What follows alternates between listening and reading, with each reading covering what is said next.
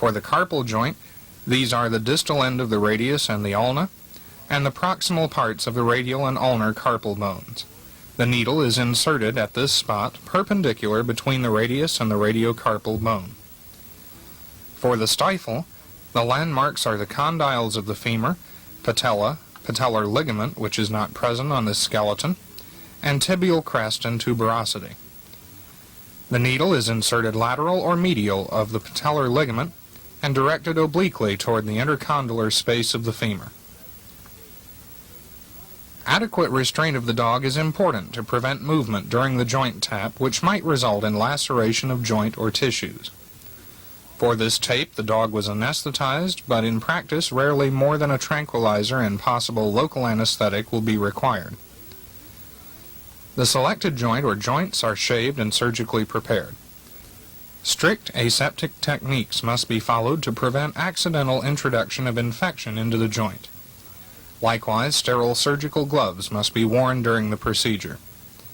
Most joint taps are done with the animal in lateral recumbency. First, we will demonstrate arthrocentesis of the left radiocarpal joint. The carpus is half flexed to permit widening of the joint space.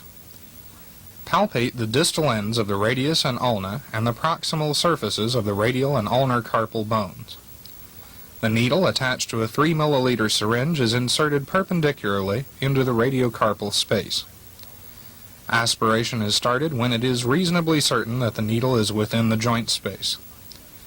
In a normal joint, synovial fluid will be viscous and only small amounts can be obtained, even more so since the amount of joint fluid that can be aspirated from a normal joint ranges only from 0.05 to 0.3 milliliters. When needle and syringe are retracted, it is important to relieve the negative pressure by releasing the syringe plunger before withdrawal of the needle, in order to avoid aspirating blood from the subcutaneous tissue.